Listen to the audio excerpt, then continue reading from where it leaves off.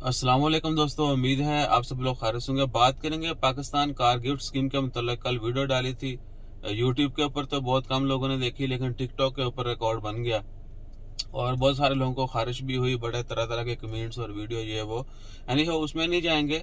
सबसे बेसिक जो क्वेश्चन था, पहला क्वेश्चन वो ये था कि क्या हम ओमान से भेज सकते हैं या गल्फ से भेज सकते हैं। तो भाईजान नहीं, कार जो है वो जाएगी आपकी जापान से, क्योंकि वहां पर भी राइट हैंड है, पाकिस्तान में भी राइट हैंड है।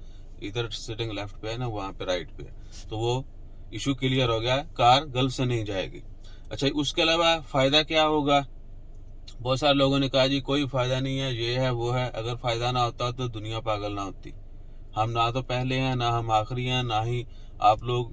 बहुत सारों को तो ऑलरेडी पता होगा। बहुत सारे लोगों ने ऐसों ने भी रब्ता किया है जिन्होंने ऑलरेडी गाड़ी बेच चुके हैं, ठीक है। और फायदा होता है, बिल्कुल होता है। आप अगर पाकिस्तान से गाड़ी परचेज करते हैं तो आपको उसका एग्जैक्ट आइडिया नहीं होता कि भाईजान इसकी कंडीशन वाकई वही होगी जो बाहर से आते वक्त थी, या इसमें से कुछ तब्दीलियां हो गई। स्पेशली डेक वगैरह चोरी हो जाता है। चोरी मतलब निकाल के रिप्लेस कर देते हैं। आपका जो है बहुत सारी और चीजें जो है जेन्युइन वो निकाल के रिप्लेस कर दी जाती है, ठीक है। लेकिन जब आप जापान से मंगवाएंगे डायरेक्ट गाड़ी, एक तो उसमें आपको थोड़ा कम रेट मिलेगा। वो रेट मिनिमम, यानी हम कह सकते हैं कि 50,000 लाख तो डेफिनेटली कम होगा ही होगा। इसके बाद डिपेंड करता है आप कौन सी गाड़ी ले रहे हैं, कितने सीसी है, कंडीशन क्या है। यानी जापान से भी आपको कम रेट मिलेगा, तो definitely you can save more money. और दूसरा ये भी कि कौन कौन एलिजिबल है। हर बंदा जो भी पाकिस्तान से बाहर है, कहीं भी काम कर रहा है, वो एलिजिबल है। और 700 दिन अगर उसने गुजारे होंगे मुल्क से बाहर, बेशक वो कंटिन्यूस गुजारे हों या टुकड़ों में गुजारे हों। आप आए 2 साल का वीजा होता है, छुट्टी पे गए वापस आए, वो सारे दिन काउंट हो गए। अगर 700 दिन आपने पाकिस्तान से बाहर गुजारे हैं तो आप एलिजिबल हैं। आप अपने लिए भी मंगवा सकते हैं।